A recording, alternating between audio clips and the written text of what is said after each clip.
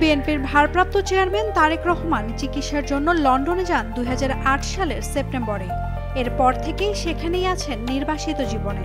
সেখান থেকে ভার্চুয়ালি বিএনপির বিভিন্ন কর্মসূচিতে যোগ দিলেও দীর্ঘ ১৭ বছর পর এই প্রথমবারের মতো কোনো গণমাধ্যমকে সাক্ষাৎকার দিলেন তিনি। আলহামদুলিল্লাহ, আমি শারীরিকভাবে ভালো আছি। সোমবার সকালে বিবিসি বাংলাকে দেওয়া এই সাক্ষাৎকারে জুলাই আন্দোলনের নেতৃত্বের প্রশ্নে নিজের অবস্থান স্পষ্ট করেন তিনি। এই আন্দোলনের মাস্টার মাইন্ড কোনো দল, কোনো ব্যক্তি নয়। এই আন্দোলনের মাস্টার মাইন্ড বাংলাদেশের গণতান্ত্রিক জনগণ।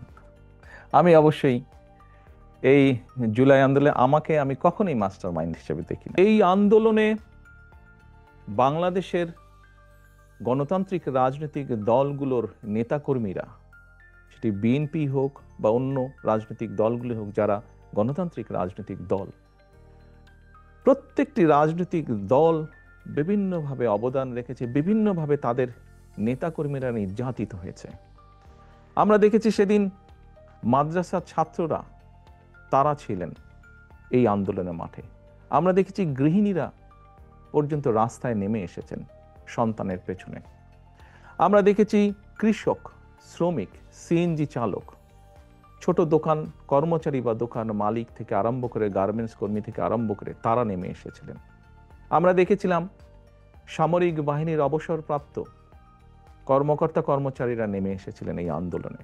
কাজী কারো ভূমিকাকে আমরা ছোট করে দেখতে চাই না, খাটো করে দেখতে চাই না। আমি বিশ্বাস করি দৃঢ়ভাবে সমাজের দল মত নির্বিশেষে, শ্রেণী বিন্যাস নির্বিশেষে প্রত্যেকটি মানুষের অবদান আছে। এই আন্দোলন ছিল বাংলাদেশের জনগণের আন্দোলন, যারা গণতন্ত্রে বিশ্বাস করে। এই আন্দোলনের মাস্টার মাইন্ড কোনো দল, কোনো ব্যক্তি নয়। এই আন্দোলনের মাস্টার মাইন্ড বাংলাদেশের গণতান্ত্রিক জনগণ। বিবিসির প্রশ্ন ছিল, এই দীর্ঘ সময়ে কেন তিনি গণমাধ্যমে কথা বলেননি? উত্তরে তারেক রহমান বলেন, আসলে আমি কথা ঠিকই বলেছি।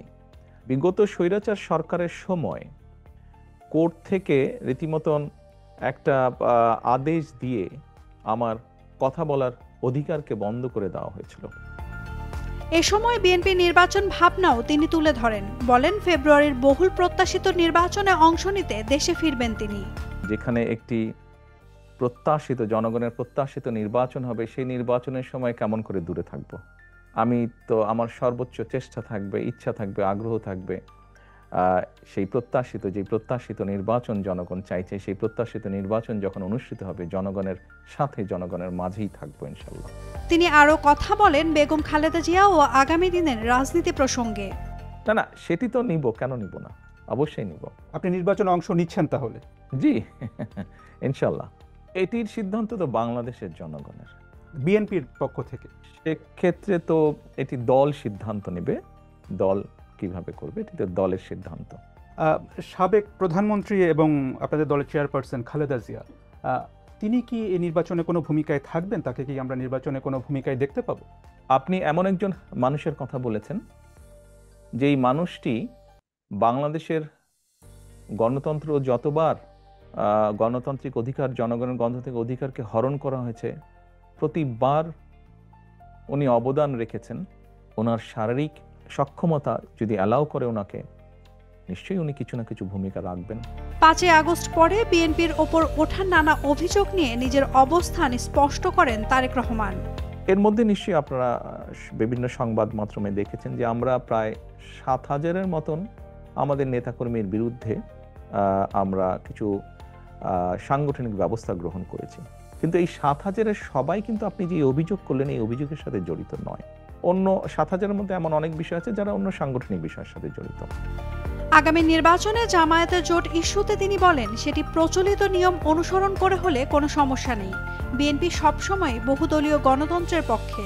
এছাড়া দল হিসেবে আওয়ামী লীগের বিচার প্রশ্নেও জানান নিজের অবস্থান। সমষ্টিগতভাবে কোনো দল যদি বাংলাদেশের যে আইন আছে, বৈধ আইন আছে, বাংলাদেশের যেহেতু সংবিধান এখনো যেটি আছে, এই সব কিছুর ভেতরে থেকে, অর্থাৎ মানুষের সমর্থন, গ্রহণযোগ্যতা সবকিছুর ভেতরে থেকে যারা রাজনীতি করবে তারা করতেই পারে। এটাতে তো কোনো সমস্যা বা উদ্বেগের কোনো কারণ আমি দেখি না। এছাড়া দেশ ছাড়ার পরে তার পরিবারের সাথে কি ঘটেছে দেন সেই বর্ণনাও। আমি যখন এখানে আসি, আমার ভাইকে আমি রেখে এসেছিলাম, ছোট ভাইকে। আমি যখন এই দেশে আসি, আমার সুস্থ মাকে আমি রেখে এসেছিলাম। একটি ঘর রেখে এসেছিলাম, যেই ঘরে আমি এবং আমার ছোট ভাই বড় হয়েছি, যেই ঘরে আমার বাবার স্মৃতি ছিল, যেই ঘরে আমাদের দুই ভাইয়ের সন্তানরা জন্মগ্রহণ করেছিল, যেই ঘরে আমার মায়ের বহু স্মৃতি ছিল, সেই স্মৃতিগুলোকে ভেঙে চুরে ধুলায় মিশিয়ে দেওয়া হয়েছে।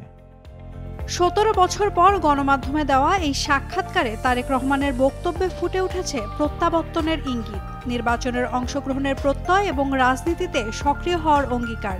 এই সাক্ষাৎকার শুধু একটি মিডিয়া ইভেন্ট নয়, এটি হতে পারে বাংলাদেশের রাজনীতিতে নতুন এক অধ্যায়ের সূচনা।